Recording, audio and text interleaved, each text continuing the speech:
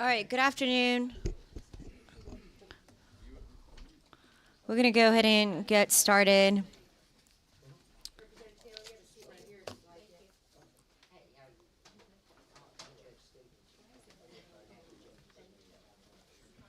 We're going to take up Representative Ridley's bill first. It's HB 928.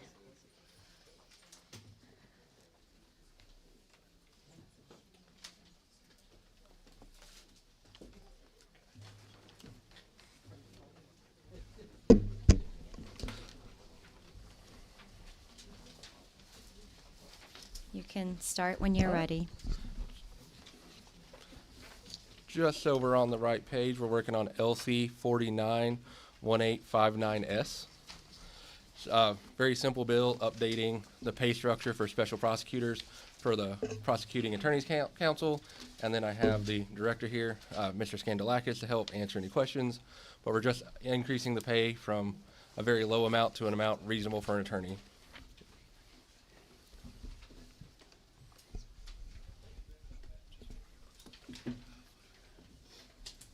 Okay, I'm sorry. We're going to, if you can give me 1 minute. Mhm.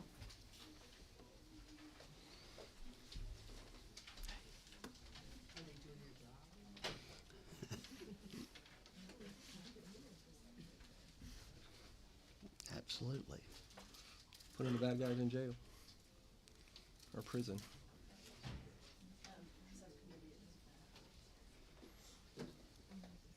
Okay. Do you have a sub on this, or are we Yeah, going by? yeah. Is this the sub? 491859S. Okay.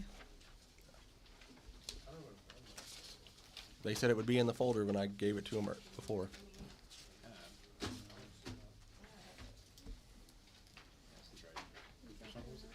Yeah, this is. 491859S.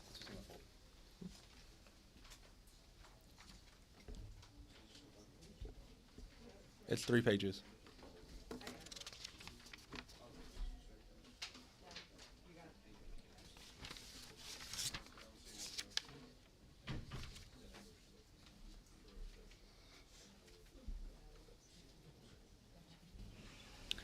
All right, thank you. Any questions? I don't see any questions. Would you like to?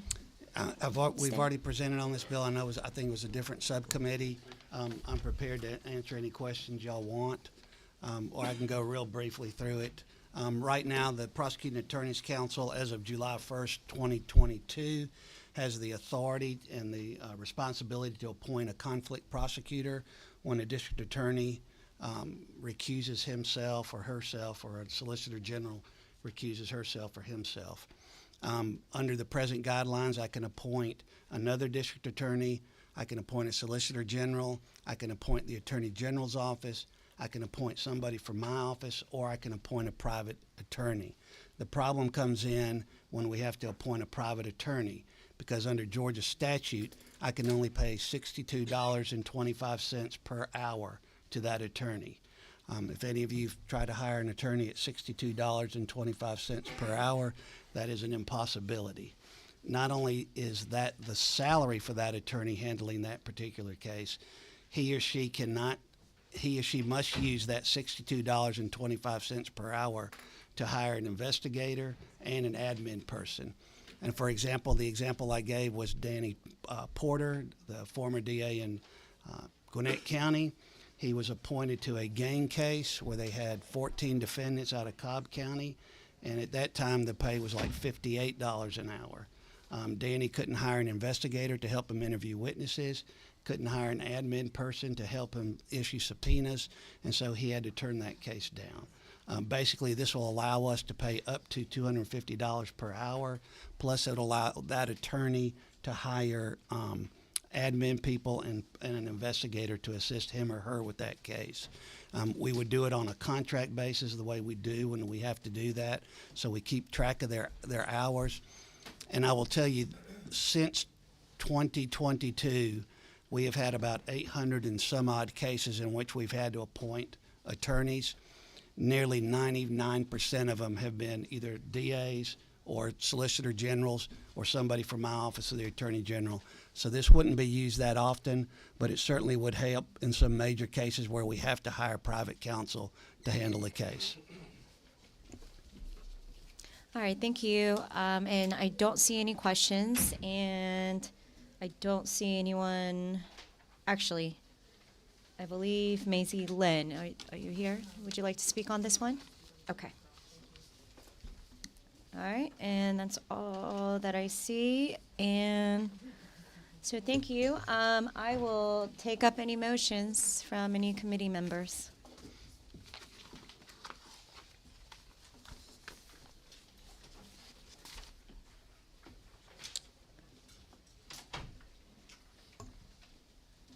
All right, any motions? I don't see.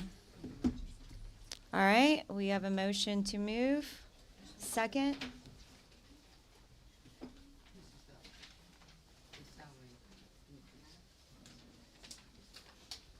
Do I hear a second? All right, we have a motion and a second to pass HB 928 LC 491859S. All those in favor of passing that bill, say aye. All right, those who oppose, same sign. All right, thank you, it passes. Thank you.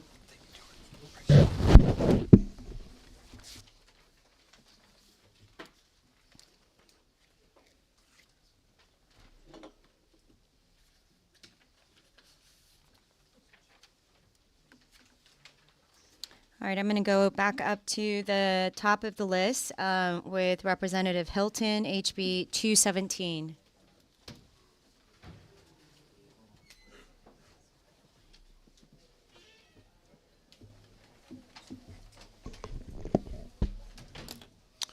Thank you, Madam Chairwoman, members of the committee. I'm here to present to you House Bill 217. I'll be reading from LC 480749. There's been a lot of discussion in regards to this bill, and oftentimes it seems kind of silly or even unfathomable. This is an activity that's still allowed in the state. I would submit to you it's a blemish on Georgia and our reputation as one of the leading states in the nation, and our reputation of who we are and what we stand for. Georgia's law against dogfighting was passed in 2008 and it hasn't been updated since. This bill simply seeks to update the law to outlaw the act of cockfighting in addition to dogfighting. The bill makes it illegal to take a minor to an animal fight, and this is the same language that's passed out of the Senate in 2022, 49-2, on an overwhelming bipartisan manner, along with our now Ag Commissioner, Senator Tyler Harper, voting in favor of it. Georgia is the only state in the nation out of 50 states that does not outlaw the act of cockfighting. It's already illegal under the federal law, so all we're doing is codifying it here in Georgia. Typically, for the feds to come after this activity, it's got to go across states or be large enough for them to come after. I'd submit to some folks who are hesitant on this bill. I think I'd rather have my local sheriff come after me under this new statute than the FBI. But I applaud the work that the governor has done and this body has done to address criminal cartels and human trafficking in our state. The Department of Justice has said oftentimes when they break up these rings, they're typically associated with gangs, weapons, human trafficking, gambling, and narcotics. So while we talk about the act of cockfighting, chicken fighting, it goes much broader and more deeper than that. And typically prosecutors like my constituent, Jessica Rock, who's the lead prosecuting attorney for animal crimes in our state, typically she'll prosecute this and come across, lead to other activities that she's able to prosecute at the same time. Some of the common concerns that are brought up to us are, is this something that, are people going to go after backyard chickens now? Will that lead to that? And the answer is no. Gamecocks are a very specific breed of bird that are raised totally different, and law enforcement are trained with the ability to recognize that. So that does not put folks in jeopardy there. folks often ask, well, what about paraphernalia, things that are, I've got from back in the day, it's sitting on my mantle, can I be prosecuted for that? Just having a box of game fighting knives, equipment, etc., sitting around, that's not something this bill addresses. In fact, the language on line 60 expressly says that objects have to be for the intent of animal fighting, so antiques and other heirlooms do not pose a threat to anyone. I'll kind of wrap with this. A lot of times these rings are busted up. 9 times out of 10, there's children there present, and I'd submit to you, violence begets violence, and that's not something that I think Georgia's children ought to be subjected to. And finally, with Georgia being the #1 state, agriculture being our #1 industry, we are putting our agriculture at risk every single time we allow one of these rings to take place, because oftentimes these chickens are shipped across state lines and into our state for these fights. And all it takes is 1 or 2 to begin to spread disease. And you'll hear from farmers and agriculture all across our state to say this is a risk to our state's #1 industry. And so with that kind of laid out what the bill does, and I'll yield for any questions. All right, thank you. I don't see any questions, but we have several people signed up to speak. First is Taylor Hawkins.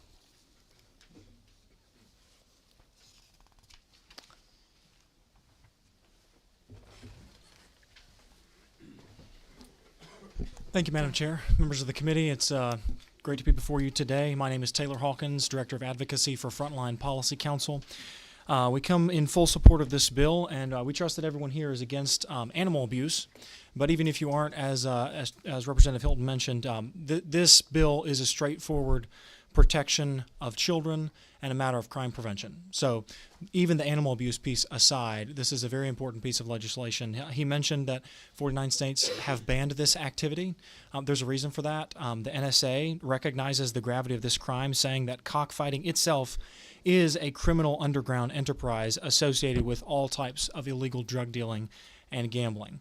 He also mentioned the U.S. Department of Justice and their clarity on this issue as well. So taking children into these scenarios obviously is not only dangerous for them because of their proximity to crimes and criminal behavior happening in that place at that time, but also because of the exposure that they have to that criminal activity, making it much more likely for them to be to take part in that in the future, become familiar with it, and become inducted, if you will, into underground operations. And so we at Frontline try to do our best to advocate for policies that will protect children in our state, and not only their exposure to the crimes that we've been talking about, but the trafficking that takes place at the places where cockfighting happens. This General Assembly has been clear in the last few years in the steps that it's taken, not only to tighten up the laws around criminal behavior related to children, but to protect kids from even being exposed to those types of activities. And so this legislation builds on those efforts. We think it complements what the governor and the First Lady have done in regard to human trafficking. And so we think that this is a necessary step for Georgia to take, and would just offer our strong endorsement and urge this committee to pass this bill today. Great, thank you. Thank you.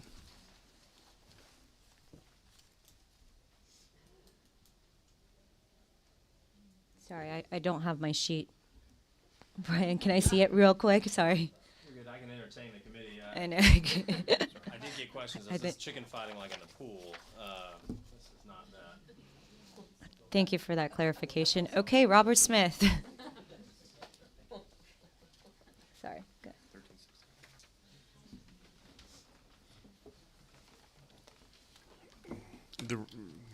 Robert Smith, PAC. The representatives introduced in reference Jessica Rock from our office. She's the animal prosecutor, animal crimes prosecutor you've heard from before. Cockfighting, chicken fighting is a problem in the state.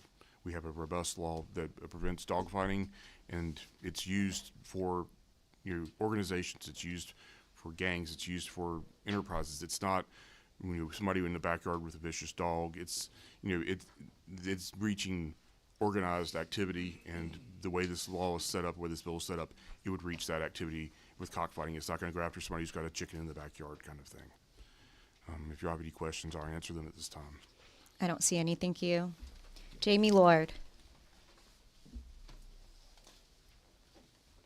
Thank you so much. Jamie Lord on behalf of the Humane Society of the United States. I don't know that much more needs to be said about this, especially if there aren't further questions from the committee, but I just want to express gratitude for the opportunity to hear this bill today and to possibly have a chance to move it forward. We do believe that this is important, not only for the animal activity, but as has already been mentioned, the ancillary criminal activity that takes place, and it just helps us clear up some jurisdictional issues for local law enforcement to take care of problems in their own community without having to get the federal authorities involved. So it's a great local control issue, we believe, as well. So I just really appreciate your consideration and the time today. I know we're running low on it, so I won't say more than that unless there are questions that need to be answered. Great, thank you. I don't see any questions. Thank you. All right. Any other questions from members of the committee for the sponsor? I don't see any. Do we have, what's the will of the committee?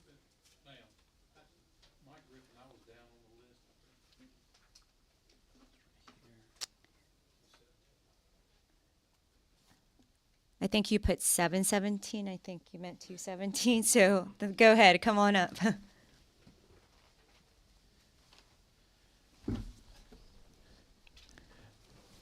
Thank you, Madam Chair. My name is Mike Griffin. I'm the Public Affairs Representative with the Georgia Baptist Mission Board, and I do have a lot of numbers going through my head. I think we all do these days. But we do appreciate Representative Hilton in presenting this bill. We support this bill. Georgia Baptist, again, we represent the largest faith group in our state, around 1.3, 1.4 million Georgians, about 3,400 churches. And, of course, we categorically always oppose any gambling expansion or any type of gambling. But all the other things that are going on here is very bad, as you have already heard as a committee here today, the human trafficking, the drug trafficking, of course, the illegal gambling activity, and then allowing minors to be a part of this or being at this, we think is very dangerous. And so we would support we do support this legislation and the committee's favorable consideration. Thank you. Great, thank you. Okay, anyone else that may or may not have signed up for House Bill 217? All right, thank you. All right, what's the will of the committee? Any motions? I don't see any motions. Thank you, Representative. Thank you.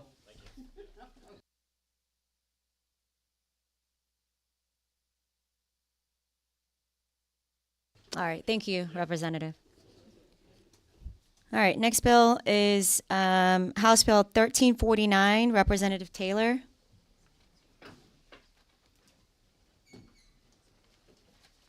And I understand you have some speakers that will be with you. Okay.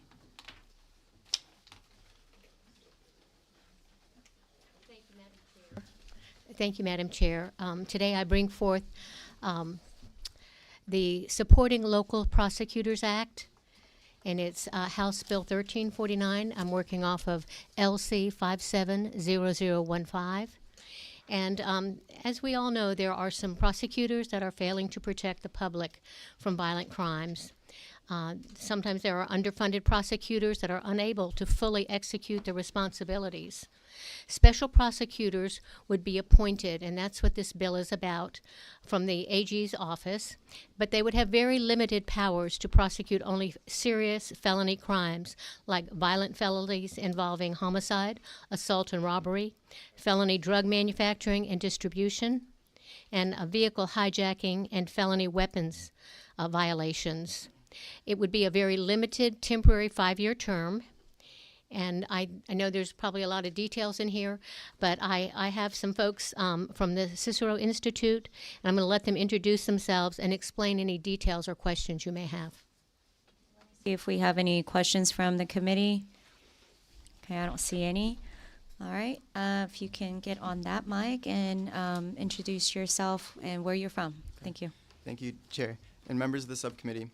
My name is Jacob Dupuy. I'm a policy analyst at Cicero Action. I'm the lead researcher on prosecutors and prosecutorial reform policy, testifying in favor of HB 1349. Fordham Law professor John Pfaff wrote in his book, Locked In, The True Causes of Mass Incarceration, quote, "The evidence on the deterrent impact of severe punishment is pretty well settled. The certainty of punishment matters far more than the severity."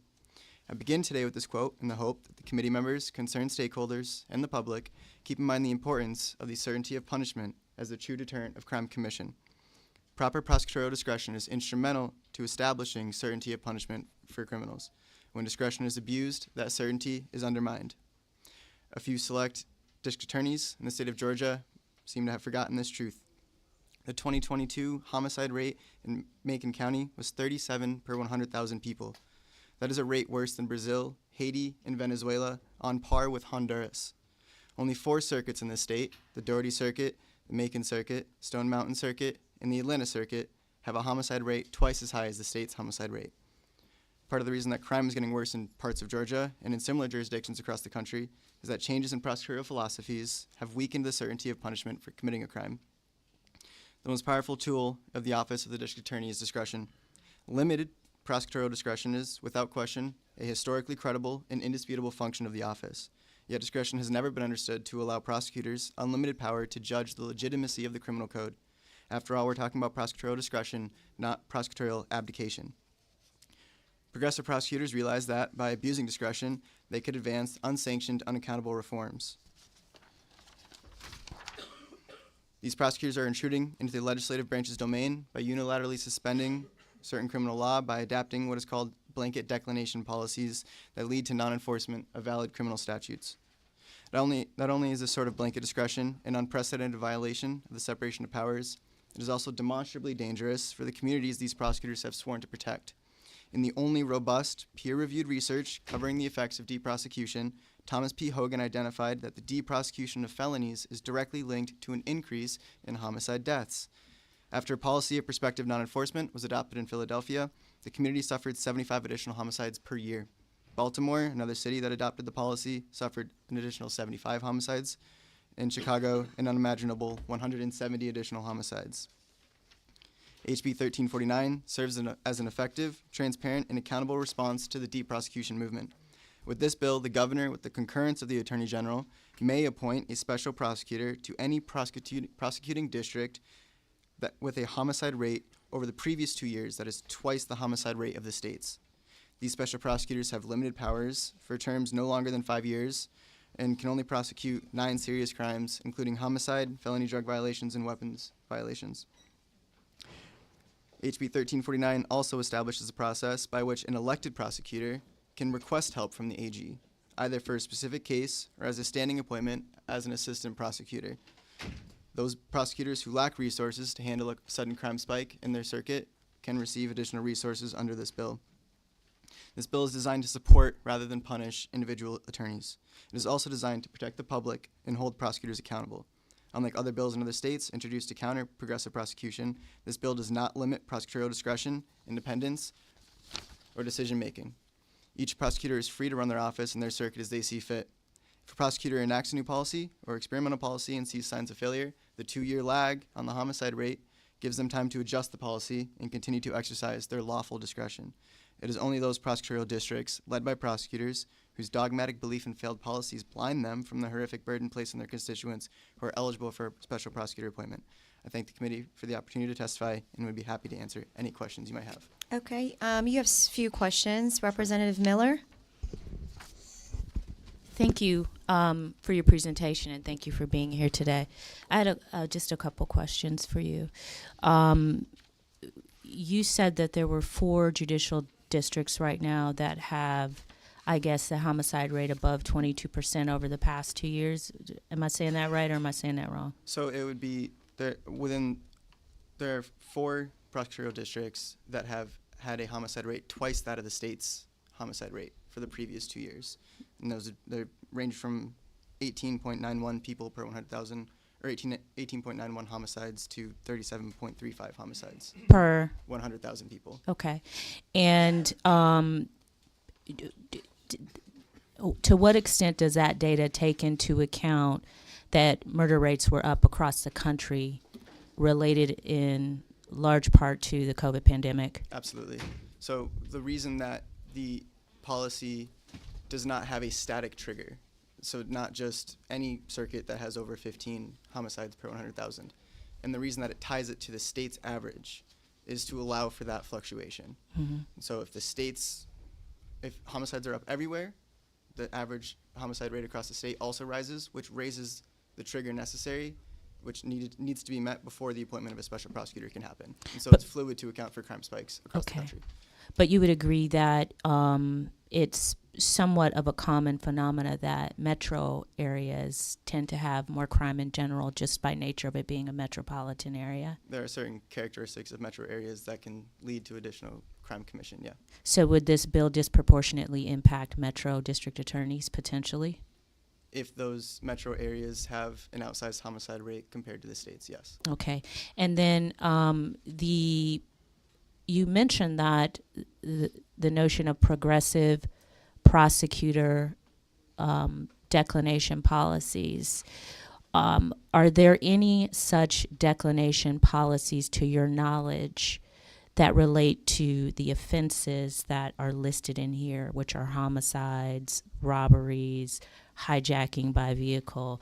Do you know of any prosecutor that has declined large scale as a matter of policy not to prosecute those things? I'm not aware of any examples in the state of Georgia, no. And in fact, would you agree that those prosecutors who have the very tiny, small amount of them that have policies related to things like marijuana possession, that they have instituted those policies, at least by their own explanation, so that they could conserve resources to combat violent crimes like homicides, robberies, and things of that nature? Absolutely. And on that point, the resource constraint that you just mentioned, the last point, again, we account for that by establishing a mechanism by which attorneys can request additional resources from the AG. If they're seeing a sudden crime spike, they can request assistant prosecutors to come in and help them.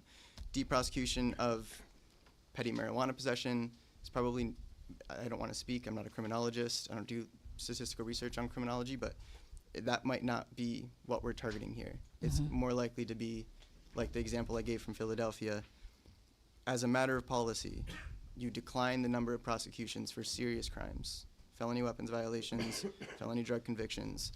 That's going to allow a state of crime fester that can lead, as proven by Hogan, to additional homicides suffered in that community. May I have one more question, Madam Chair? Thank you.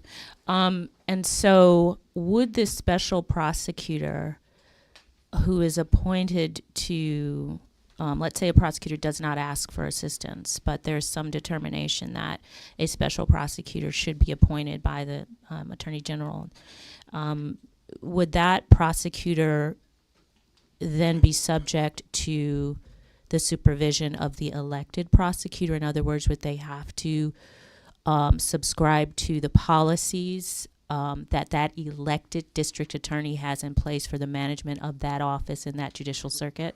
The way the bill is written now, requested help serves under the direction and pleasure of the elected attorney. Appointed special prosecutors with their limited jurisdiction on 9 crimes have what you would call first review. So the referrals from law enforcement will come to their desk first. If they decline to file a charge, that same referral goes to the elected prosecutor, but they would not serve underneath the elected prosecutor, no. Can they overrule the elected prosecutor? They would have first review, so it would go to their desk first, and if they decide to charge, then they have jurisdiction over the case until final adjudication. If they decline to charge, it's reviewed again by the elected prosecutor, who can also decide to charge. All right, thank you. I'm going to move on to the next witness here. It's Robert Smith.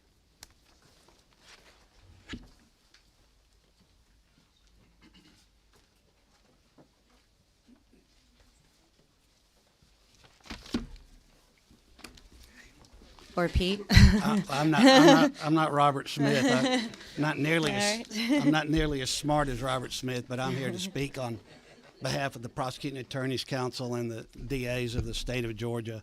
I can tell you unanimously, all 50 DAs, both Republicans and Democrats, oppose this bill. This is just a simple way to take out what the voters, the people the voters have elected, and substitute a new prosecutor in who has, as the gentleman said, once he or she is appointed, is the first prosecutor in that particular district, which really makes no sense at all because that person will overrule the DA.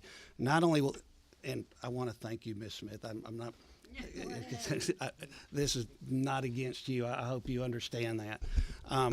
Not only will this person overrule the DA, but then this person serves a term longer than your elected DA, a 5-year term, and then is capable of being reappointed for another 5 years. So that's 10 years. You can have a special prosecutor in place that overrules the will of the people and the prosecutorial discretion that we want to have our prosecutors. And we talk about these progressive policies, and I think Representative Miller hit it best. I don't know of one single prosecutor in the state of Georgia that has a policy not to prosecute homicides, rapes, armed robberies, gang cases when they can make out their case beyond a reasonable doubt. This is simply a way for to consolidate power in one place, not in the judicial branch. Prosecutors in the Constitution are in the judicial branch. This would be consolidated in the executive branch with the Attorney General, whoever it's elected, be it a Republican or Democrat, an Attorney General and a governor who can come in and take over a case. The Constitution of Georgia places the DAs in the judicial branch. It also gives the DAs exclusive jurisdictions over felonies. In those cases in which the Attorney General can now prosecute cases, it is because the General Assembly has in its wisdom given the Attorney General some concurrent powers, not exclusive jurisdiction, but concurrent powers. This bill would give them exclusive powers when they're appointed, and that usurps the will of the people. Let's see. And the fact that most of what I heard here was targeted towards progressive prosecutors. There was a little bit in there that if you need some help, you can request from the Attorney General or the governor some additional help. Well, you can do that now. You can do that through the Prosecuting Attorneys Council. I've sent my attorneys to many jurisdictions to help.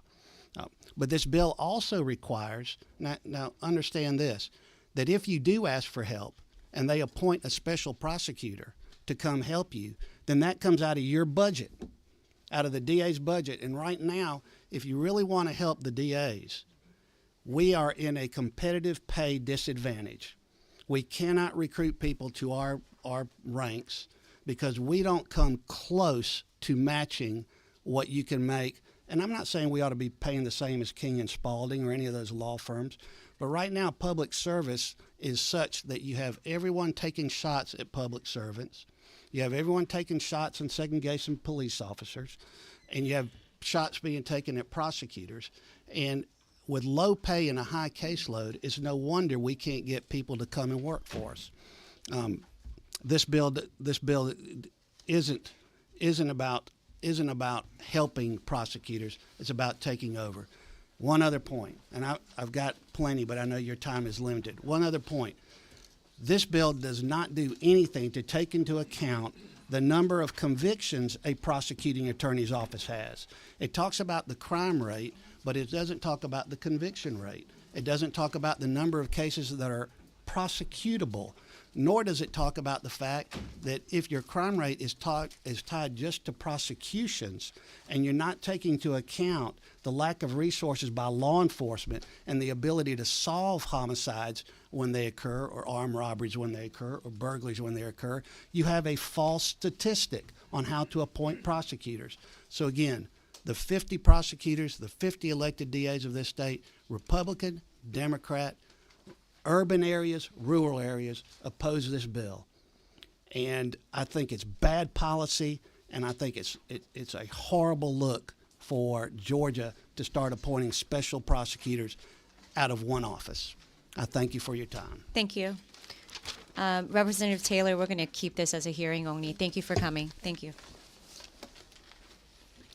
All right, next is House Bill 1361, Representative Thomas. Thank you.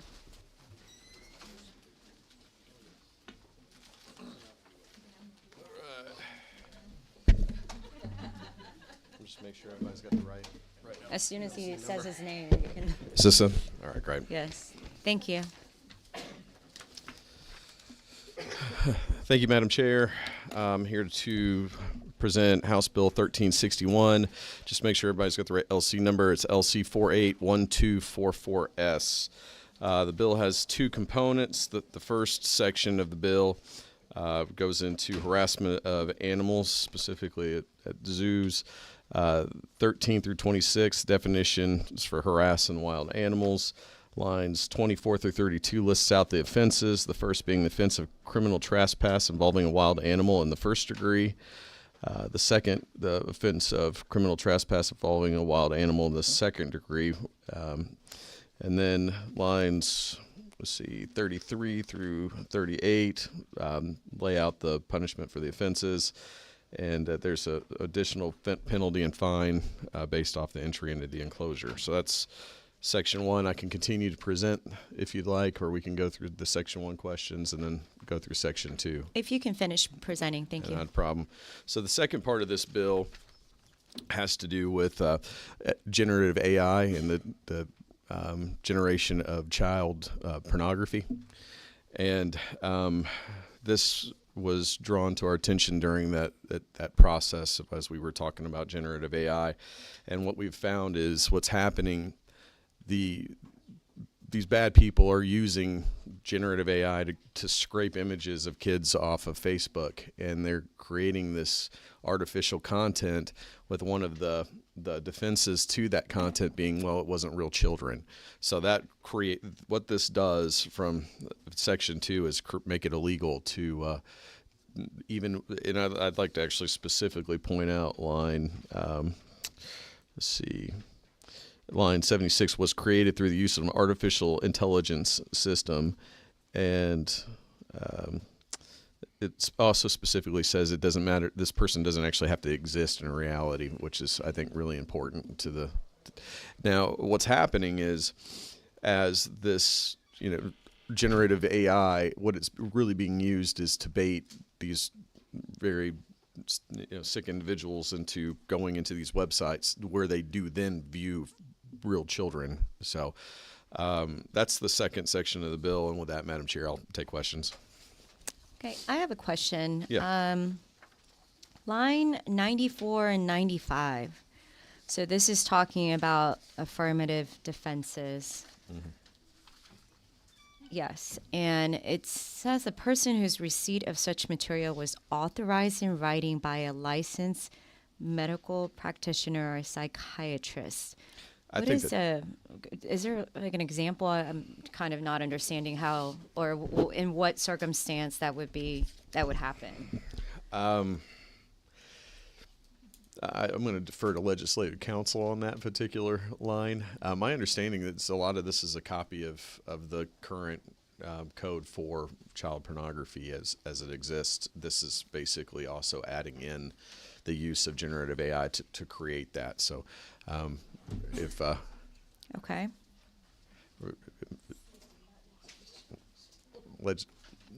Well, I'm sorry. Do you want to speak to that? Okay. All right. I'd like to know. All right, Brian. I was just going to say the reason that it was in there is because we tracked the previous version of the obscenity statute, which is being repealed here.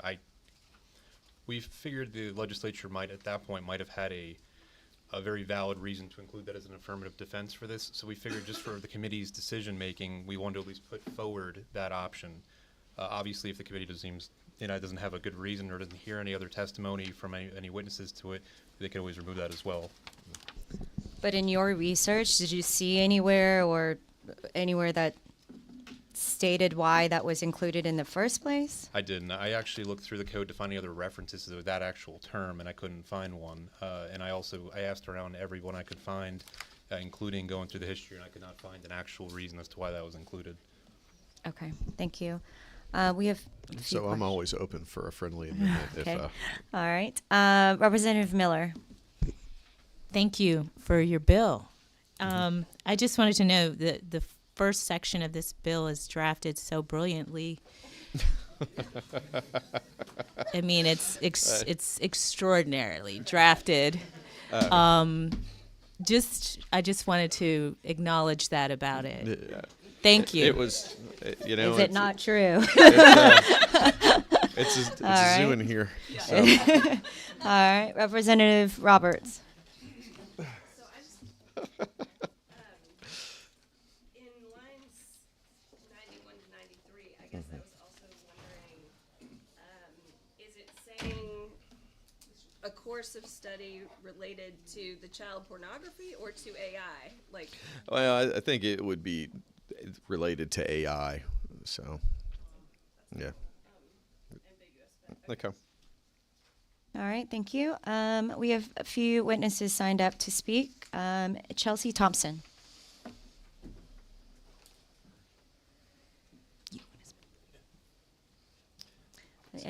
Or Taylor. Or just all around today. Not a case of mistaken identity. I apologize, Madam Chairman. She was planning on being here later.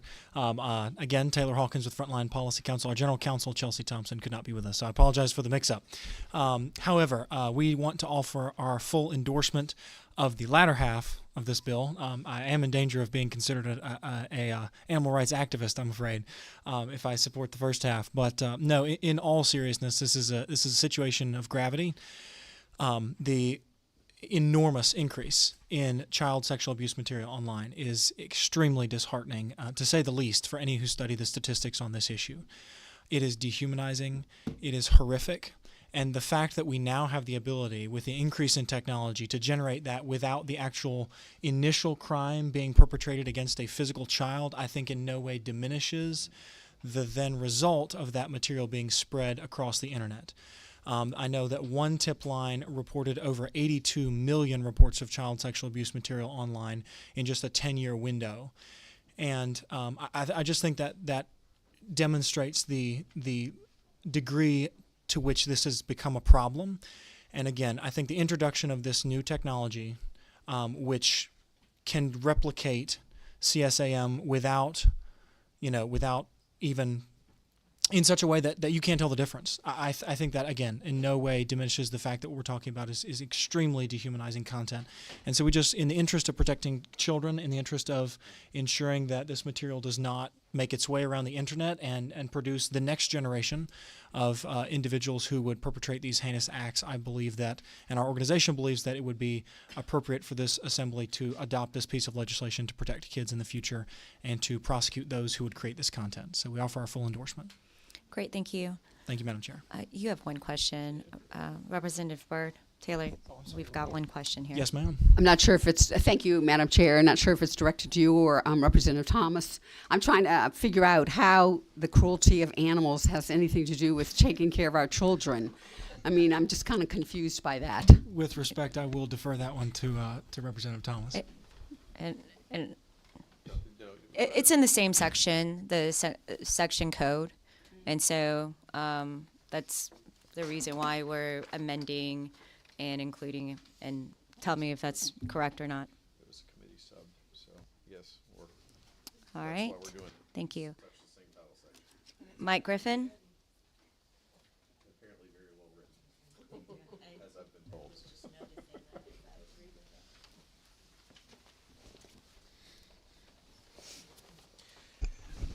Again, my name is Mike Griffin. I am the Public Affairs Representative with the Georgia Baptist Mission Board. I represent three basic departments at Georgia Baptist, and the second one is Child Protection Area. And I did about at least 7 classes last year in teaching churches and child protection policy and those types of things. So I deal with the sex abuse issue that we see among children today. And we support this legislation because I believe that it's this form of content that is used to exploit children. It's used to, it will encourage sexual predators, which we have too many out there if you've got one. And while this is not, quote, literal porn, it does shame children because you're taking those images and you're putting them with other images.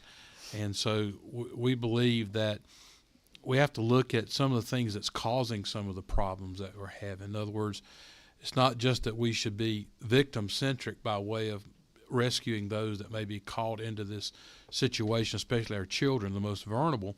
But what are some of the things that are helping create the atmosphere that's causing this? And I think that's important, that we also go upstream and find out what are some of those things that are helping create these problems. So we support this legislation. Appreciate Representative Thomas, and we appreciate the committee's favorable consideration of it today. Thank you. Thank Madam you. Chair. All right, Robert Smith.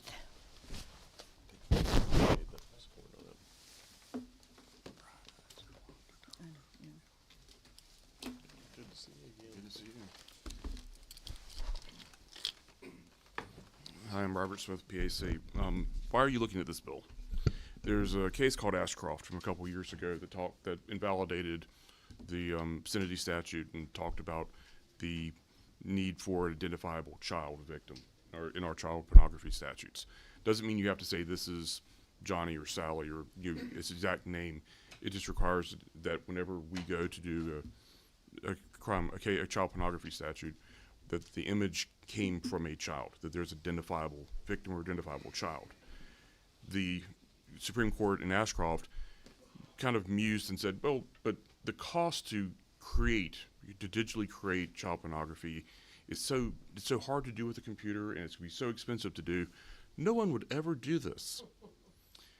Hold our beer, because unfortunately that's where the technology has now caught up to that, and there is no, for us to be able to prosecute this, we would be taking a square peg and pounding it into a round hole, because we could never show, if a defendant came in and said, hey, I went to my computer, I used AI, there was never any identifiable child who was used to create this image. That would be an absolute defense to our statute. And that's why the statute's here, why the second half. First half is about zoos and protecting the animals, the Harambe law. But the second half talking about why you're looking at the obscenity. And understand, this is not a child pornography case. This is an obscenity statute. It's something different. And that's why there's the discussion about artistic, scientific, medical, because it shows it has no, it's back to the Potter Stewart standard of knowing it when you see it kind of thing. And that's why it's written this way. That's where it is.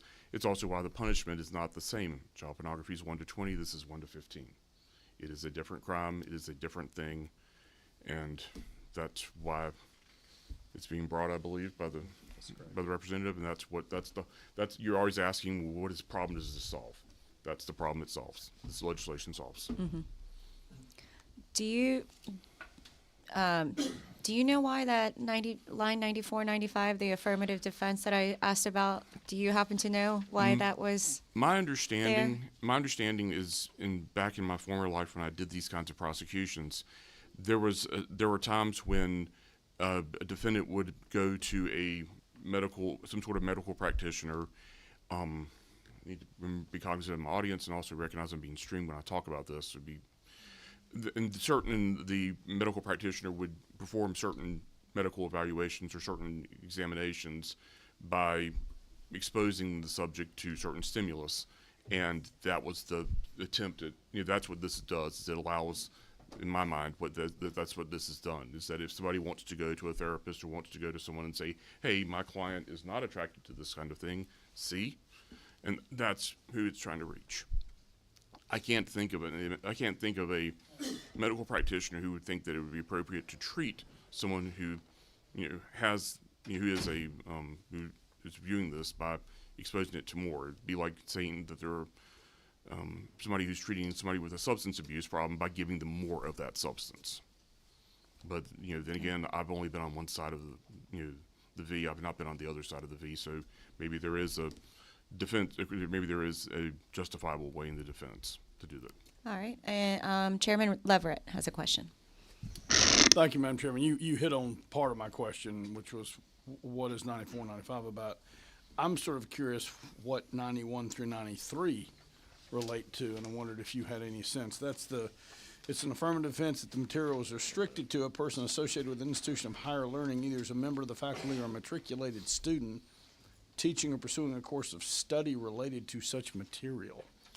What course of study would... the only answer I have to that is there was concerns that you know, if as you're teaching in a higher institution, you know, artificial intelligence and some of the devious things that artificial intelligence can do, it may brush up on that topic matter. Obviously, we're not exempting making this in higher institutions, but we were concerned that somebody might inadvertently get caught up into something.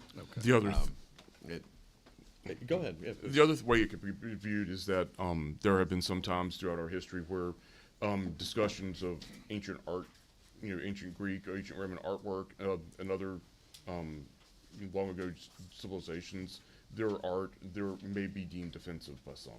So it's to kind of, not to say that it's okay, but just to kind of protect it a little bit. Okay, I understand. One other follow-up? Sure. Are you aware, just from your knowledge of having dealt with these cases, is the similar affirmative defense in any other obscenity statute? To my knowledge, this is the only one that this is from the currently unconstitutional obscenity statute. So basically, it's just taking it and reauthorizing it. Okay, all right, because I could not find it online. I guess that's because it's been removed since it was deemed unconstitutional. The statute's still there. It's just It is? it's never been removed. Okay, I couldn't get to it. And one final question, Ma'am. Sure. Based on Ashcroft or any of your other comments, are you suggesting any changes to the Section 2 of the bill? We've worked with the sponsor, and I believe it's in very good shape. Okay, all right, thank you. Thank you, Madam Chair. All right, Chairman Smith. Yes, I want to personally thank the individuals, legislators, and others that worked on this bill. There's a lot of hard work. I really want to thank Representative Brad Thomas for understanding our need that we wanted to make sure we approach this in two separate bills, and I appreciate your gentlemanly acceptance of that. We're not in the posture for amendments, Madam Chair, but I did want to mention, just so I understand, I know you have a provision there in line 78 that deals with a $5,000 fine for the felony. Some in this room are probably aware of the fact that if you don't prescribe a fine amount in the actual statute, there's a default statute that always escapes me, the specific site, but it's a $100,000 fine.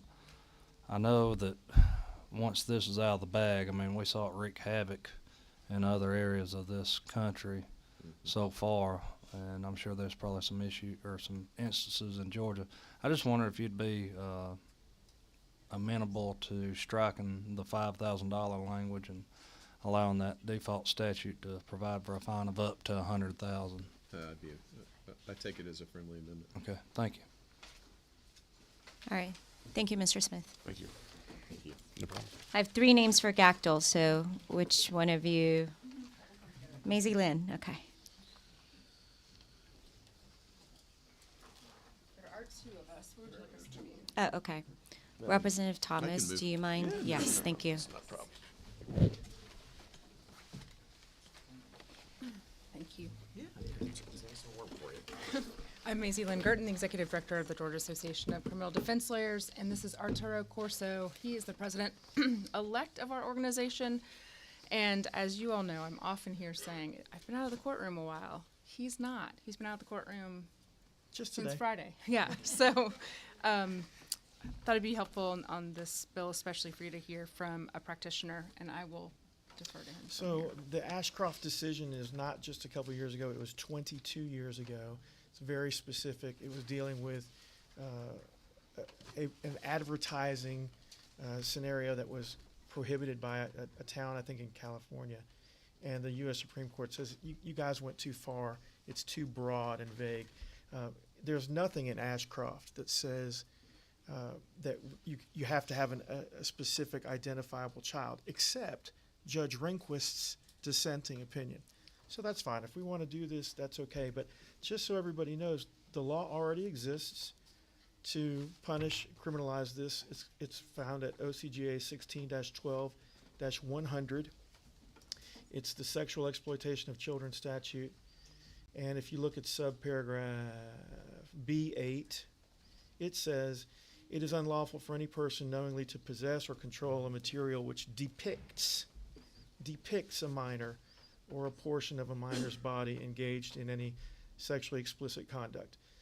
Subparagraph A has some definitions that help contextualize all that, but it's just, I don't want you guys to think that Ashcroft is something we have to fix or that there's no means to prosecute this, but if we want to be just super specific and address this new technology of AI, let's go ahead and do it. But let's fix a couple of things. I would suggest humbly that we remove from line 69 the word solicits. I think what we're trying to outlaw here is the people who make and distribute this stuff, either commercially or through a hobby. A person who solicits it online, in my experience, has been a young person suffering from anxiety and depression who has their inhibitions lowered, and they're seeking more and more shocking material. They have perhaps a pornography addiction. They're not creating it.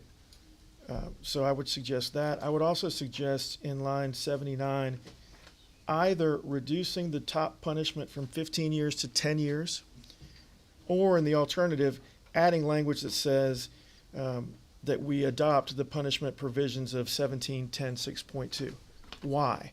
Well, when there is a felony that has a max 10, a judge in his discretion or in her discretion, when appropriate for the right kind of defendant, and I'm thinking a young person with mental health problems or a pornography addiction, the judge can sentence that person as if it were a misdemeanor. So that means you could go as low as 12 months on probation or as high as 12 months incarceration. That's treatment as for a misdemeanor. So we could either reduce it from 15 to 10, because to reduce it, to treat it as for a misdemeanor, it has to be no more than a max 10. Or, in the alternative, if you just adopt 1710.6.2 as the current obscenity statutes provide, specifically that's 1612.100 subparagraph F, the legislature has written it as, any person punished as provided in this paragraph shall, in addition, be subject to the sentencing and punishment provisions of 1710.6.2. And then if you flip over to that subsection, it gives a judge discretion when there are 6 mitigating factors found. No priors, no asportation, no violence, no weapons, no similar transactions.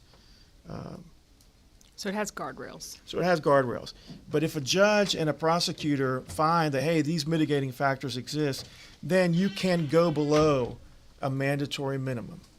I mention all this to say you don't need this. If you want to have it, that's fine. We need to always be careful of how much punishment we provide and how much discretion we take away from judges. And so those are 2 fixes that I would do. On the great questioning today about why have we carved out an exception for professors and students, I don't know, except that perhaps someone studying human sexuality might face the hot white spotlight of a community member saying, hey, I think that's obscene. The legislature has already said, no, that's for educational purposes. And at the very end, same carve out, it says medical practitioner or psychiatrist. Psychiatrist means MD. I would make it either psychologist, or I would specify that it is an exception for treatment providers that are trying to deal with treating people who are addicted to or viewing these inappropriate images. Robert Smith was correct. There's a number of treatment providers out there. Probably the most well-known is the Highland Institute. And the Highland Institute does a variety of things to treat offenders. But in my practice every day when I see these kind of charges, the prosecutors will say, Arturo, go get a psychosexual. And what that means is take your client to have a psychosexual evaluation, which is kind of like a psychological evaluation, but it's very specific to the psychosexual. And at a place like the Highland Institute, they use some technology that's a little controversial. It's called a penile plethysmograph, which, using rubber bands attached to the male member, measures arousal by showing photographs that are appropriate or inappropriate. And if you detect arousal for the inappropriate photographs, it tells the treatment provider, all right, we've got a problem here we need to focus on. That was a lot in a short period of time. Well, and we understand too that that last concept is not exactly covered even in this proviso in 94 and 95, right? Because this is a person who's in receipt of the material as authorized by, and so to really cover that kind of construct, you would need a little more language. Okay. Questions for Happy us? to answer any questions. I don't see any questions. thank Thank you you. so Thank you much. for being here. Thanks. Brian Hudson.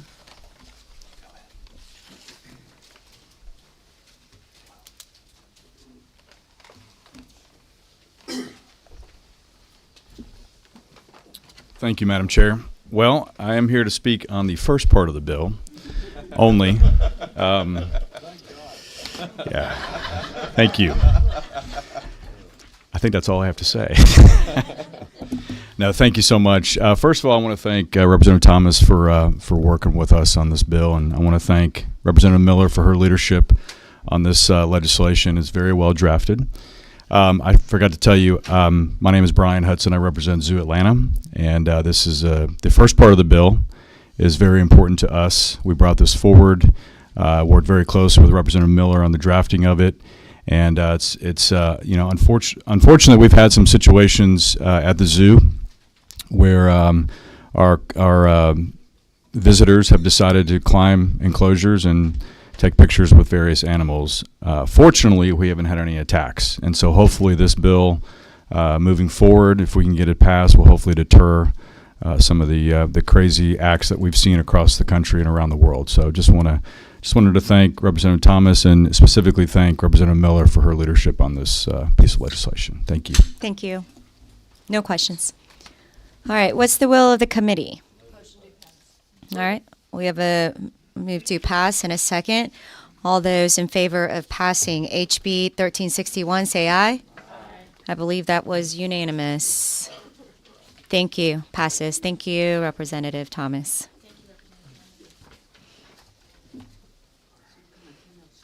All right. Next is Representative Mathis, HB 932.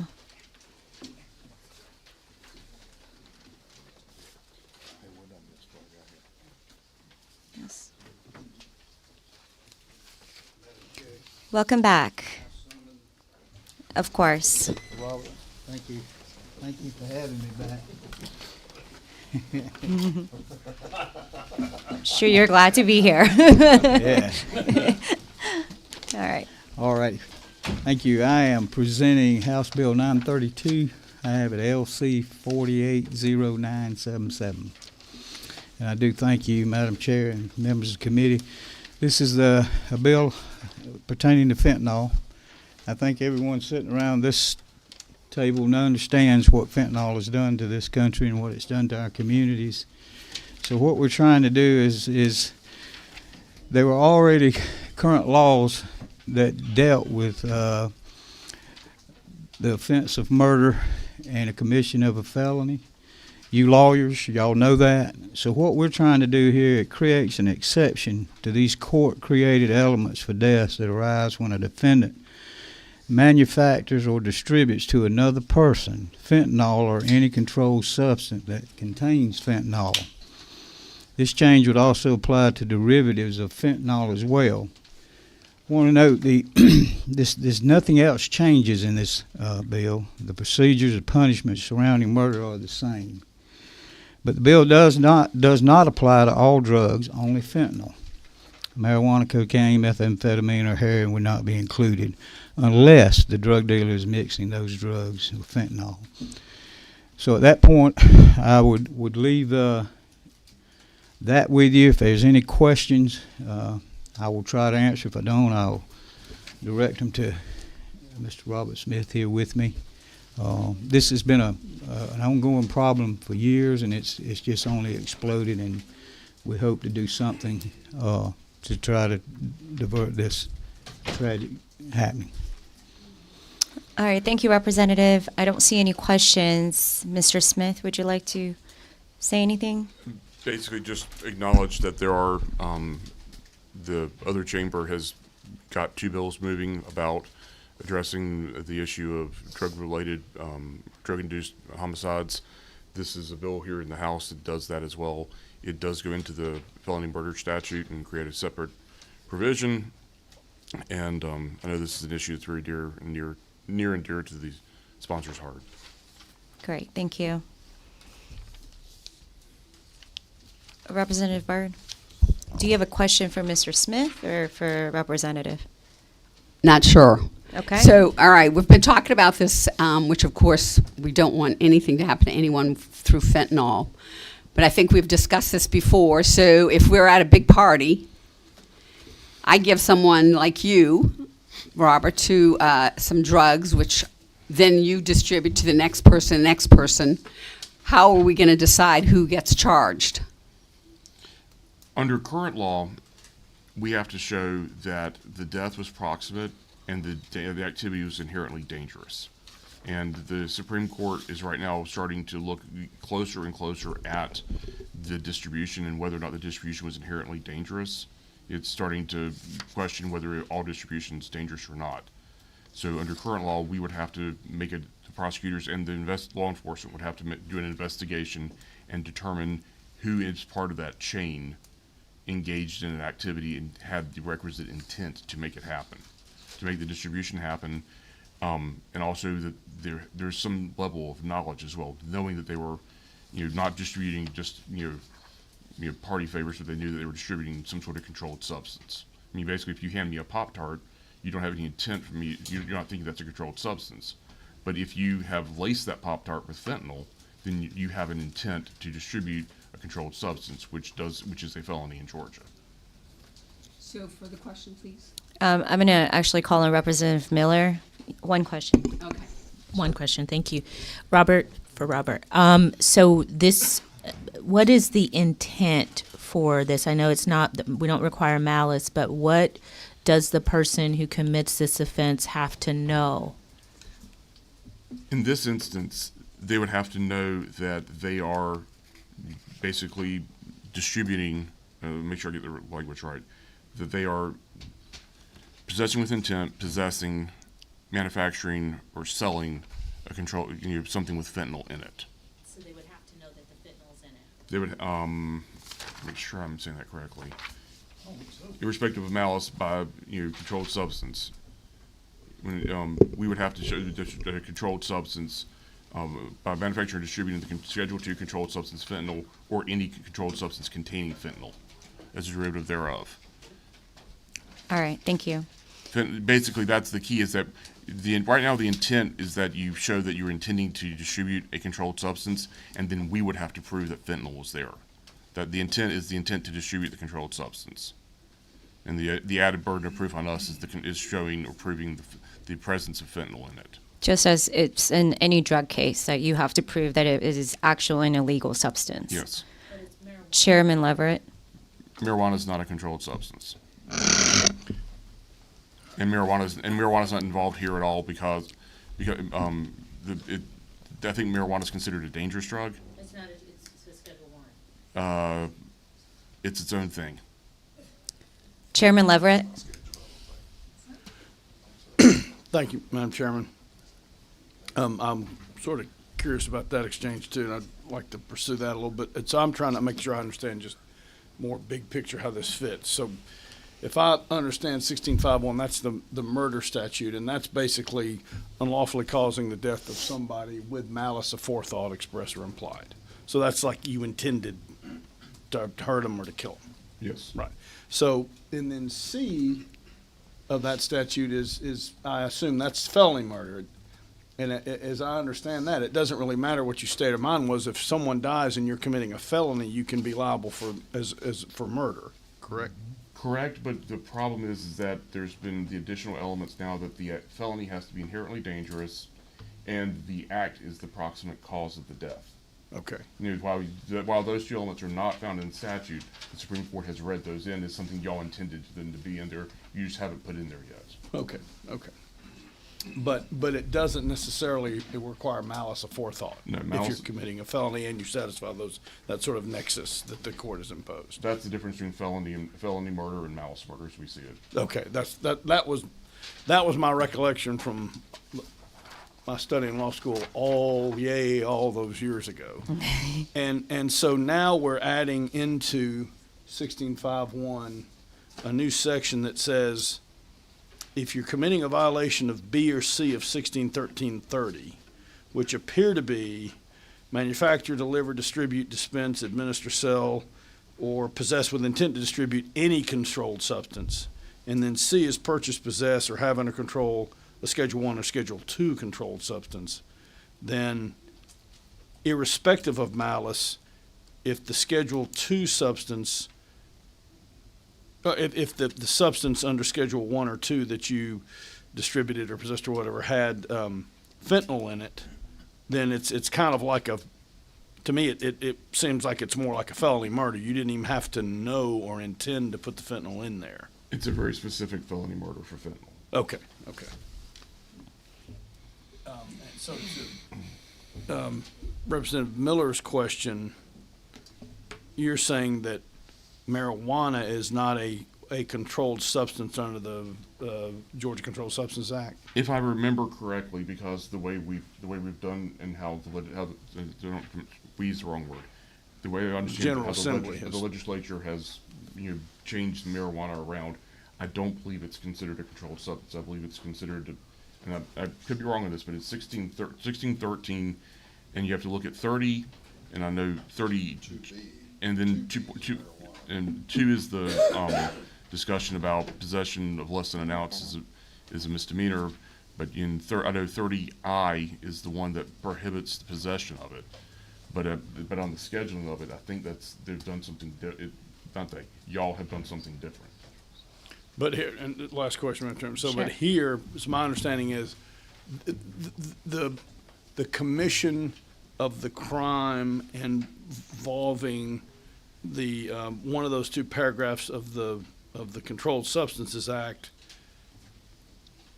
supplants the need, or I may not be using that wrong, alleviates the need to show malice if there was fentanyl in the controlled substance. Yes. Okay. Thank you, Madam Chair. All right, thank you. Thank you, Mr. Smith. We have one person signed up, Ben Lindy.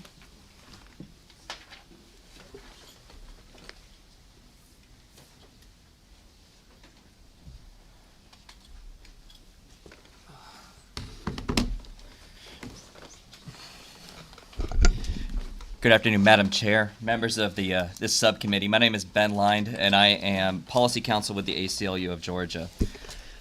Who's to blame? Who's to blame for thousands of preventable and tragic deaths?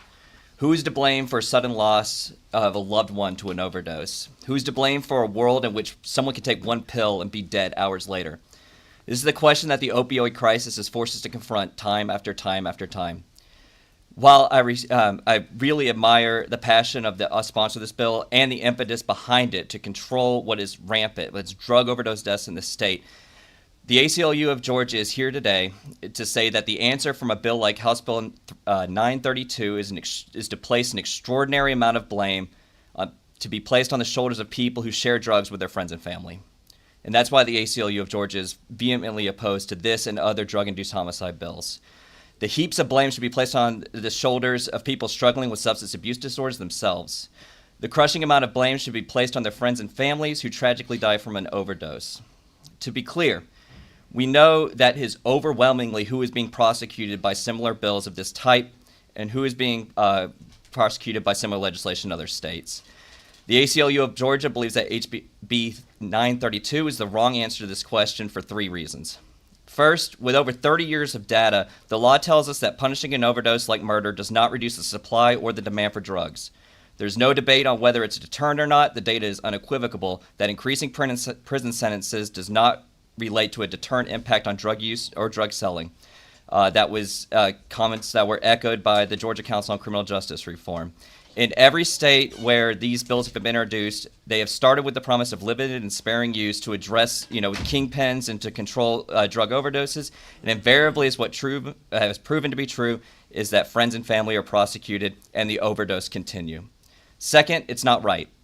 No matter how much the depth of our pain and anger, and as a former prosecutor and defense attorney, I feel that, but I feel that the conversation goes back to, again, that counsel I just mentioned, that they criticized filling Georgia's prison with drug offenders and the mandatory minimum sentences that sent them there. It's not right to threaten people who are grieving the loss of a friend or family member with a mandatory life sentence, because that's what this bill requires.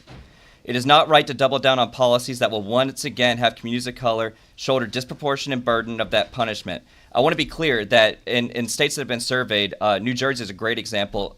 25 of 32 drug-induced homicide prosecutions that we've been able to identify were against friends and family members. 25 of 32, none of whom had a history of selling drugs previously. Third, it's counterproductive. If the intent of this legislature is to reduce the number of overdose deaths in this state, then this committee should reject this legislation. In every state where drug-induced homicide bills have been passed, despite aggressive prosecutions, overdose deaths have increased somewhere between 7 and 20%.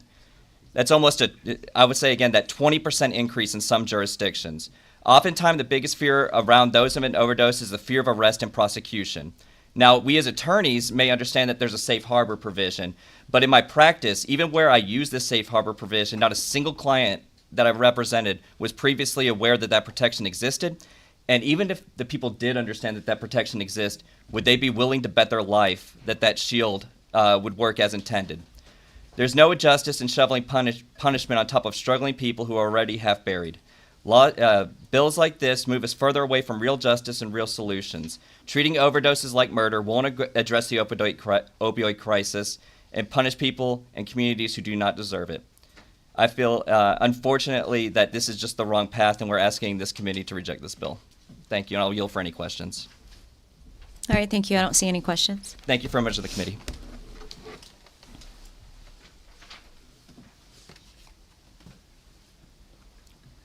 I don't see anyone else signed up. Gactal, was there Gactal? No. All right.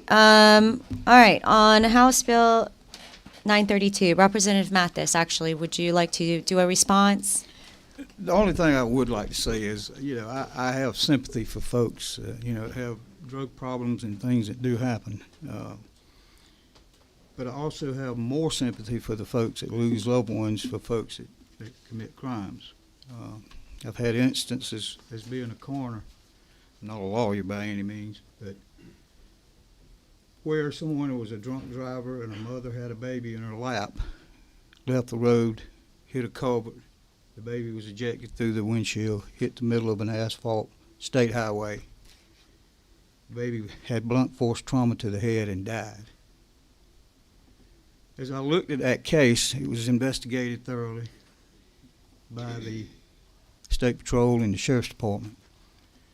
I thought about that. The intent of the driver that was intoxicated was not to kill that baby. The intent of that mother that was holding that baby in its arms and didn't have it in the right child restraint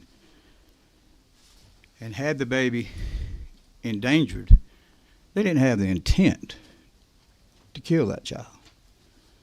But the result of them committing a crime of being intoxicated, improperly secured child, we lost a 2-year-old child.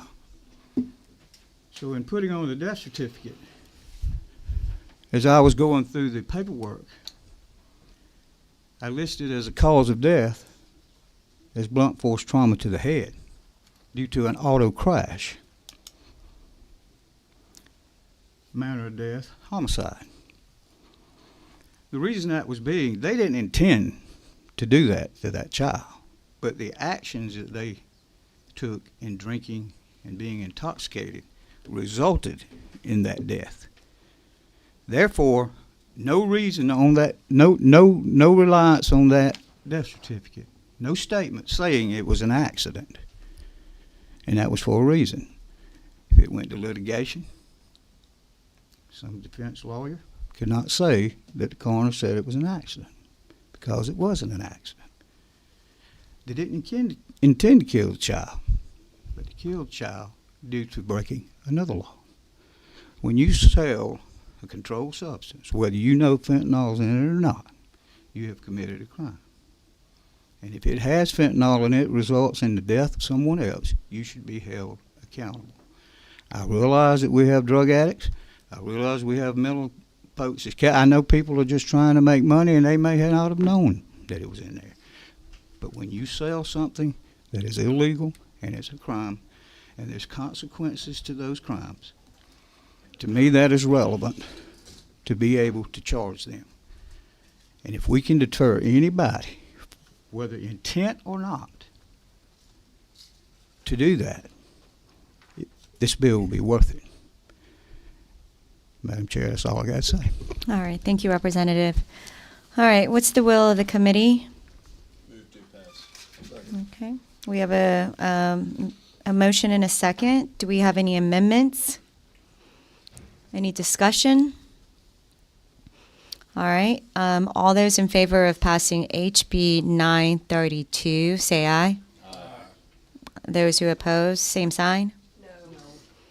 All right, let's do by hand vote. All those in favor, raise your hand.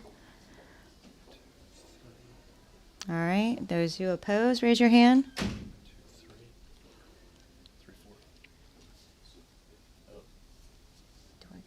It's 3-4, right? Yeah. Yep. Do I get a vote? You can be. Yeah. It'd still be tied though.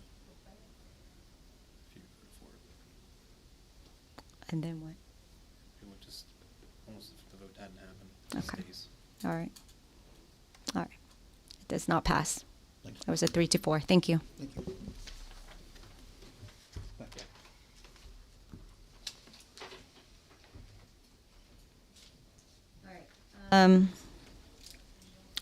HB 1360, Representative Cummings.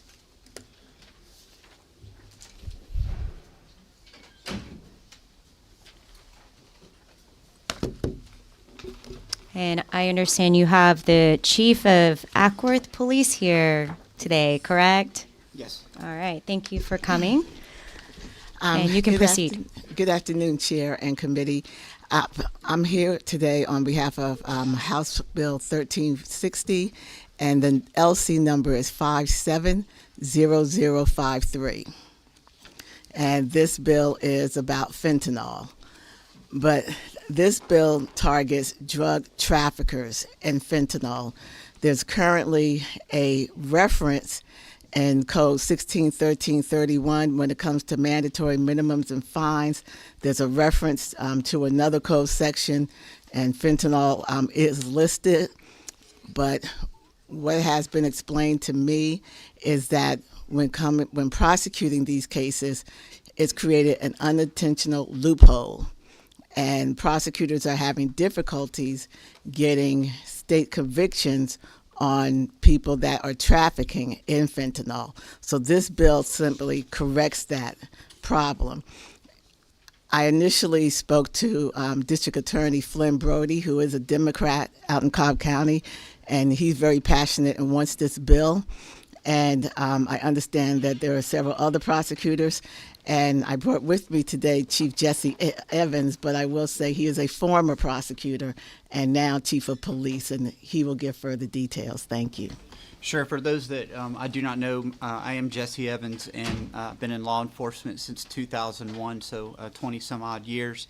I am both a sworn prosecutor and currently also a sworn post-certified police chief as well. So I'm wearing many hats as I sit here before you today, in that I do have both of these oaths that I've taken that allow me to both be a prosecutor and to be a police chief. So, fentanyl, we all know the dangers of this and what it's doing to our community. I think the anecdotes are out there. Just 2 weeks ago, one of my uniformed police officers was hospitalized when he was effectuating an arrest and came into contact with a pipe that was in the suspect's pocket. And fortunately, he's doing well and back in service, but it is a real problem. This issue first came to light to me. My background has been in homicide and cold case, so I've not done a whole lot of drug trafficking work. My specialty has been sort of the homicide work.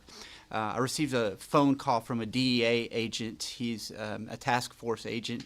As some of you may know, that's a state police officer that is embedded with a task force, and he said, Chief, we're struggling to find whether fentanyl is trafficking under the state of Georgia. They don't have federal trafficking laws, believe it or not, for many of these things.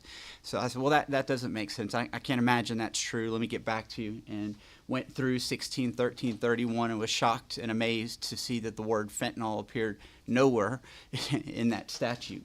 So little digging, little deeper dive into lower portion B of the statute showed sure enough that it likely was the legislative intent to include fentanyl under the drug trafficking statute 161331, but inexplicably the word is not there. So let's look at some of the words that are there: cocaine, methamphetamine, marijuana, heroin, amphetamine. All of the other drugs are specifically opium, are listed by name by and large, right? Though to get to the legal gymnastics of where you need to get to see that fentanyl was intended to be included there, you would have to go to both 161326F and 161325 13 to see that there's sort of a cross-reference there. The legal issue that potentially creates is that, well, first of all, there's practical consequences. Regular uniformed police officers and prosecutors don't easily see that was intended to be included there because the word is omitted, right? It also creates a problem that there might be a disconnect of whether that was intended to be included under 161331. The legal consequences are there's an expression for those lawyers here who remember law school. The exclusion of one thing is to, the expression of one thing is to the exclusion of another. There's a Latin term for that. And an argument is now created where defendants can come to court and say, well, listen, the legislature has specifically articulated that methamphetamine and cocaine and amphetamines and heroin, all of these other things explicitly by name are covered by the drug trafficking statute. Judge, by virtue of the fact that fentanyl is not specifically listed here, it shows that they intended to exclude it from the list of trafficking offenses. This is just a clarification. I think a deep dive into statutory construction shows that to be a false argument, so I don't think there's any validity to it, and I want to be clear here. We're not asking that fentanyl be wholeheartedly added to the statute. It appears to already be there. This is simply to clarify and specify that was the intention of the legislature when the cross-reference was made, and to remove any ambiguity and doubt for prosecutors and law enforcement that is created by the omission of fentanyl. So the simple legislative fix that we have here is to track the language of the Georgia Bureau of Investigations from schedules that they've already put in there, and simply to include the words. I will also add to it that from a prosecutor's standpoint, we're required to allege the elements of the offense in our trafficking indictment. This omission creates a real problem for us, in that you would have to say trafficking amount of a drug that's listed in 161326 Part J, and then you have to do a parenthetical to it, fentanyl, because it's not listed in the statute. This would reverse things and allow you to say, well, did possess more than 4 grams of fentanyl as alleged and whatever. It's cleaner. It's an easier way to prove the case as well. So I think that's all I have on the matter, unless anyone has any questions, but this is simply an easy way to clarify and remove any ambiguity that now is created by the omission of these words. Okay, great. Thank you. Did you have? District Attorney Brody also explained to me that when this law was passed, it was focused on opiates, and opioids are naturally occurring. Fentanyl is man-made, and that's one of the reasons why it's probably not listed in here, but it absolutely needs to be along with these, other drugs. Thank you. Thank you. Any questions? I don't see any questions, and I don't have anybody else signed up. So what is the will of the committee? Motion to pass. Second. All right, we have a motion and a second. Any amendments? Any discussion? All right, all those in favor of passing HB 1360, say aye. Believe that was unanimous. It passes. Thank you, Representative.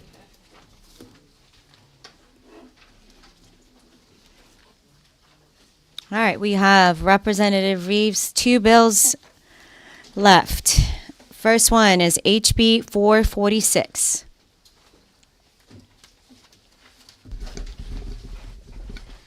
Thank you, Chairwoman Hung and members of the subcommittee. House Bill 446 is the drive-by shooting bill. This afternoon had some additional input from Georgia Association of Criminal Defense Lawyers, and they reviewed it with the prosecutors. And so I have sent a sub to you via email, which will be available at the full committee hearing should you pass it on to them.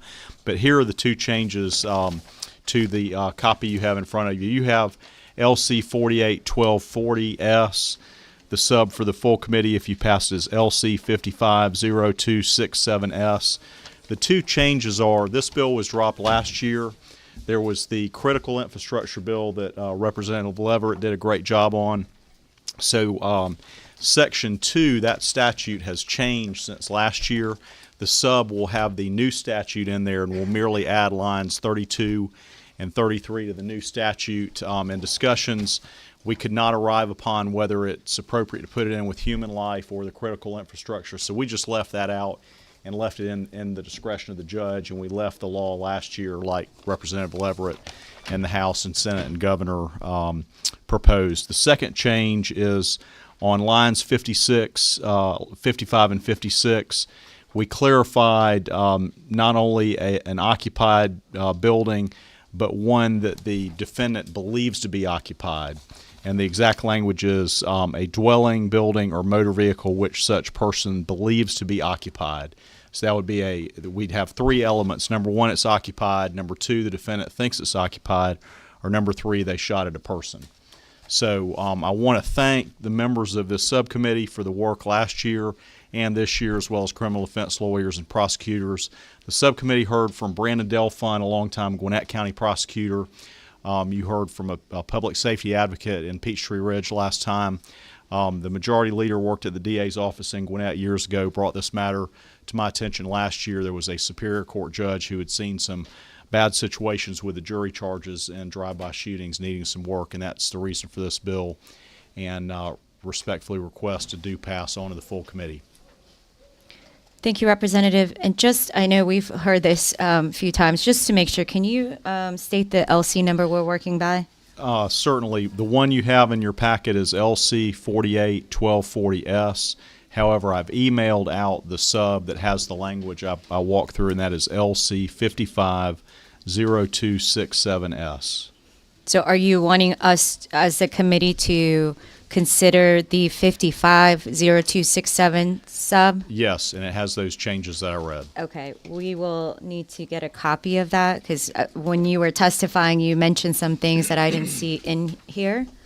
Okay, and I have emailed it out, but the 2 changes are in Section 2. It loads in the current version of 16.722 and merely adds lines 32 and 33 into the current section of that bill.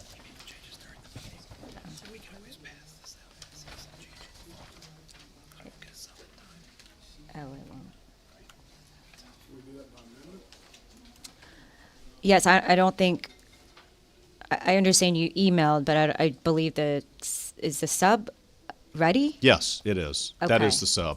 The Okay. sub is LC 550267S, and that's what's been emailed out. Okay. Just has Well, those then, 2 Representative changes. Reeves, let's wait for all of us to go ahead and get a copy of that, and we'll come back to it. And then I'll hear some testimony as well. So we'll just kind of pause on HB 446 for now. Okay. And if we can move forward with HB 656, please. Thank you. House Bill 656, when it was heard the last time before the subcommittee, had 3 topics. This bill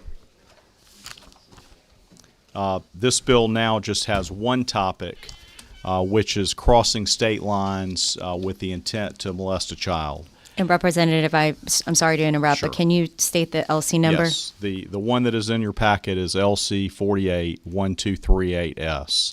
There is also, like the drive-by shooting bill, Georgia Association of Criminal Defense Lawyers and agreed upon by Prosecuting Attorneys Council, they made some revisions. That is in your inbox at LC 550266S, and I will walk through those changes. Okay, so, okay. It's in front Let- of you. let's- It's in front of you, and there were some clerical matters that are in the sub. Representative. Sure. Well, we have 2 of those subs. We'll go ahead and get it printed, and so we'll hear it once everybody has a copy. If you can move forward with HB 656, please. Thank you. House Bill 656 merely has do not cross state lines with the intent to molest a child. We removed the other portions. It's a narrowly tailored bill on that circumstance where someone comes here with every plan to molest a child, but they do not get to lay hands on the child because they are apprehended before that. Alabama and Florida currently have a law, so if you travel from Georgia to Alabama and Florida but are apprehended with that paper trail and evidence beyond a reasonable doubt that you travel there to molest the child, then that's a crime there in Florida and Alabama. The other states in the 11th Circuit, Georgia would, through this bill, would enact a similar law that would prevent predators from Florida, Alabama, or the other surrounding states to enter Georgia with intentions of molesting a child. Okay, thank you. And the intent would be proven through evidence beyond a reasonable doubt of text, paper trail, things like that. And law enforcement, they have situations in Thomasville City and county police there where, you know, they've got overwhelming evidence of why the person came to Georgia, but if they catch them before they lay hands on the child, it is Georgia law, unlike Alabama and Florida, is deficient in that regard, and House Bill 656 strengthens child protection law in Georgia like our neighboring states have. All right, thank you. Thanks. There is a letter from the police chief in Thomasville, and Representative Taylor is the one who identified this need. Representative Miller, one question, please. Question. What are people charged with now if they do that? Is it a crime now? I should know this, but I don't. No. Unfortunately, Georgia's deficient in that regard.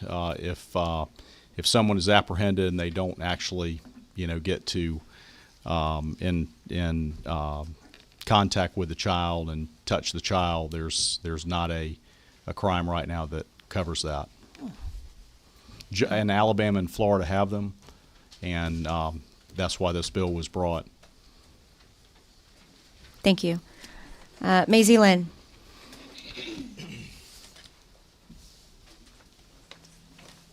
Thank you. And we are appreciative of the great deal of time that Representative Reeves has spent in conversation with us on both on 656. I'm sorry, I'm just looking to make sure there's not. We just noticed one small scrivener's error in 446, so I'm a little nervous. I just want to look real quickly at 656 to make sure there's not one here too. So, and to Representative Miller's question, I mean, I would certainly defer to our friends across the courtroom who pursue these cases, but apart from the interstate aspect of this bill, which does make it unique, a substantial step toward child molestation would be possibly charged as an attempted child molestation, but it sounds like there could be room for improvement based on Representative Reeves' experience. And this just got left in. It doesn't need. Oh, okay. Let's just go with it. Okay. Is that it? Unless you had a question, I'm sorry. No, it's I was okay. just trying to get out of your way. No, it's okay. That's fine. Thank you. All right. Thank you. And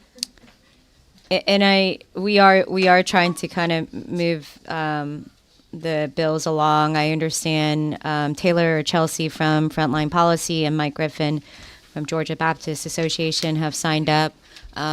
would you guys want to come up and say something? If anything to add to our conversation, that would be great. Just briefly, yes, ma'am. Anderson. Thank you for the opportunity. What I wanted to say was 2 weeks ago, I left the Capitol late in the afternoon, but before I had intended to, and traveled over 1,200 miles across several state lines to retrieve/rescue a member of my immediate circle who was in just such a circumstance.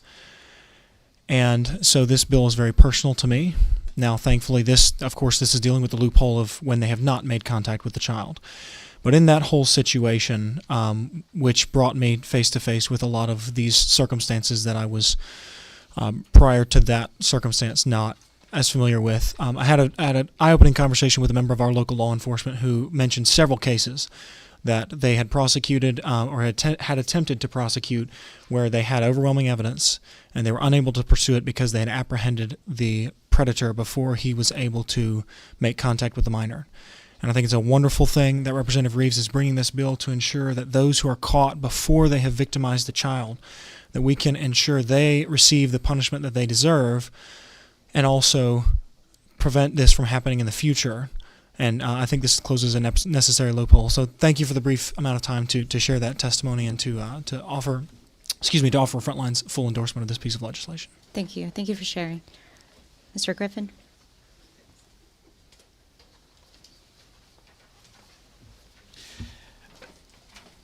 Yes, again, Mike Griffin with Georgia Baptist Mission Board. And again, as I mentioned earlier, I do cover the area of child protection policy for our denomination.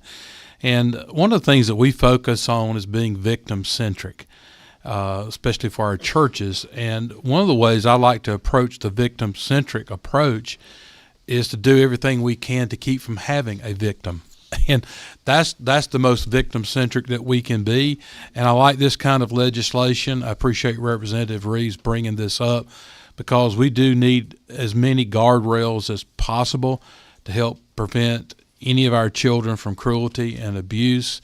It's important that we have the most protective means possible to the most vulnerable that are among us today. And so we certainly support this legislation and would appreciate your favorable support of it. Thank you, Madam Chair. Thank you.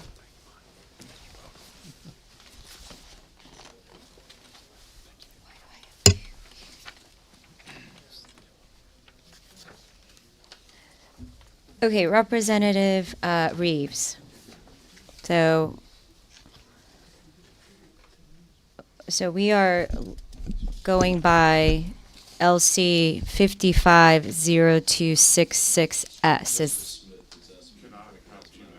Sure, if I can just confirm, that's fine, Robert, but Representative Reeves, so are we considering the 550266S Yes. now on our desk? Okay. All right, Mr. Smith. I just want to If you can get towards a mic, please. Thank you. I just want to go over, make sure everybody understands what's going on here. Right now, this activity is criminal attempt to commit child molestation. It's a felony. It can put you on the sex offender registry. This bill, if you pass it, the first offense is a misdemeanor. It is a non-registrable offense. Because under your current law, misdemeanors cannot be put on the sex offender registry. So if somebody comes into this state, commits this act, it's a misdemeanor, automatic bond, and they can get, and they will not be on the registry. A second offense, if you keep it at 1 to 10, as was stated earlier and asked, 1 to 10 means that the judge has the discretion to once again sentence as a misdemeanor, which means once again the person, after committing this act a second time, would not be on the sex offender registry. Right now, we can do this with the laws we have. I've done it. So if you want to give us this tool, if you feel like this is an important law to do, then you give a similar penalty what already exists. Keep it in line with our current law. But if you're going to pass this, understand what you're going to do, how you're going to tie our hands, and the impact you're going to have down the road. And that's a policy decision for you to make. I just want to make sure you're aware of what you're about to do. All right, Leader of Stration. Thank you, Madam Chair. And thank you, Representative Byrd, for letting me borrow your microphone. So, Mr. Smith, first of all, are you aware of any confusion that prosecutors have currently as to what an appropriate prosecutorial offense would be, solicitation of the crime of child molestation in these circumstances? Not that I'm aware of. Okay. No, sir. And what is the sentence range? What is the sentence range for solicitation of child molestation? I believe it's 1 to 20. Okay. In which, therefore, if it's criminal attempt, to be 1 to 10. And okay, so it's 1 to 10 on a criminal attempt. Yes. It's 5 to 20 or 2.5 to 10.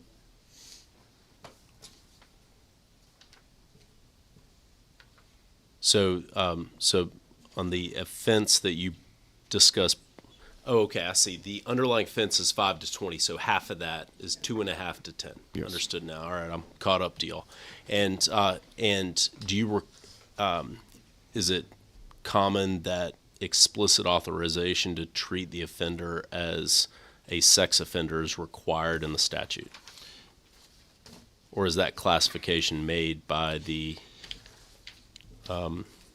it's found by SORB or one of the agencies? It's in 42-112 as to what constitutes an appropriate offense. Understood. Crime against a minor, I think is the language used. So if this bill were to be amended so that the sentence range is 2.5 to 10, and that it is subject to 42-112, is that what you said? Yes, sir. And it's subject to 42-112. I see. Then you would be satisfied that this is effectively just restating what would otherwise be prosecuted as as solicitation of child molestation. Yes, sir. Okay. It basically would make sure that we have the extra element of proving somebody came from outside the state, rather than simply prosecuting somebody who moved inside the state of Georgia. If somebody came from outside the state, we would use this statute. Understood. All right. Thank you. Great. Thank you, Mr. Smith. I don't see any other questions. All right. I don't see any other signed up or any other questions. So what's the will of the committee?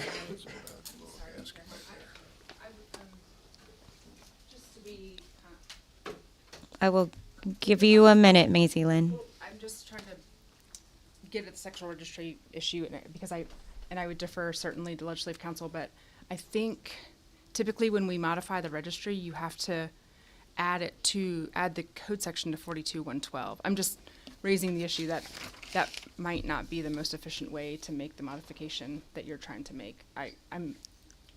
That's all I'm trying to do, is just be helpful and take that for this.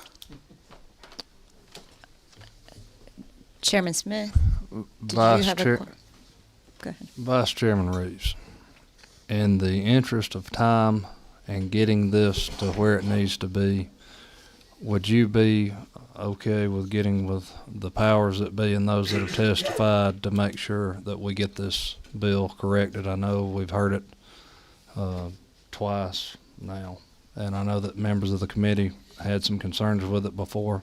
Would you be willing to do some quick edits so we could potentially hear it tomorrow? Absolutely, and I appreciate that. Thank you.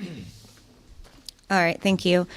Okay, we'll go ahead and move on to HB 446, Representative Reeves, and tell us again which version we are working off of, please. LC 550267S. All right, LC 550267S. Yes. All right, go ahead when you're ready. Thank you. The drive-by shooting bill, the LC number you just recited, Section 2 has the current Code Section 16722, which was amended by Representative Leverett last year with criminal damage to property, critical infrastructure.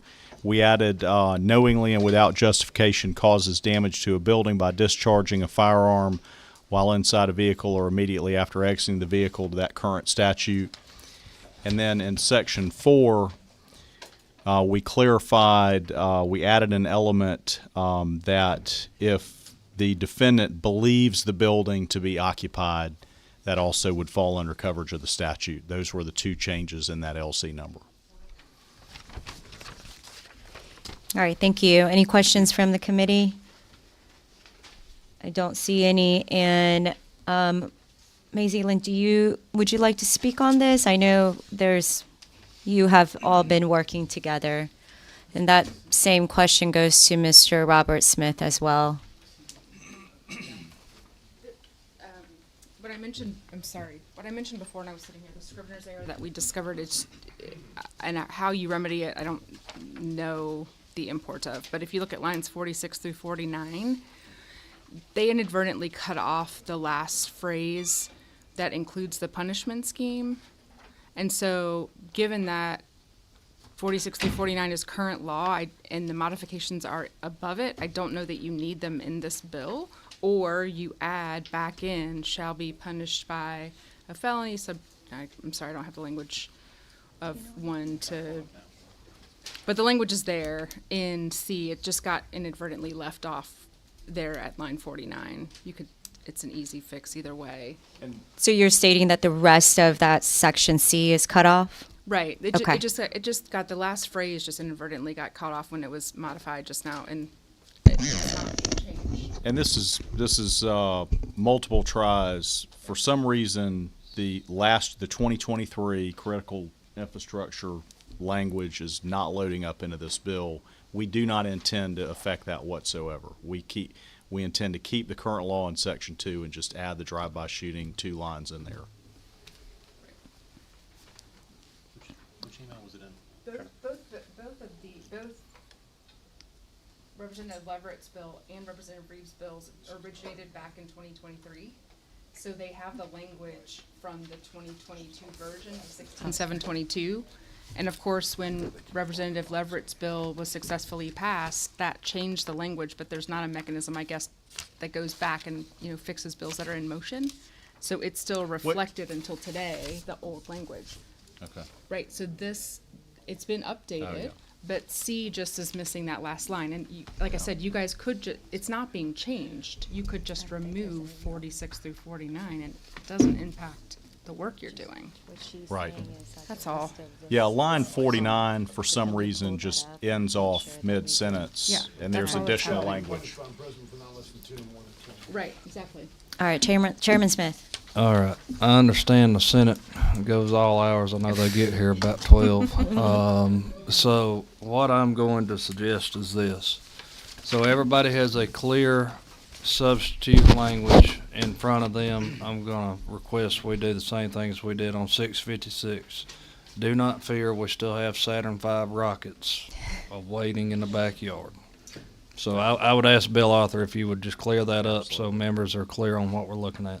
Thank you. Thank you. Thank you, Representative. You bet. And we are adjourned. Thank you.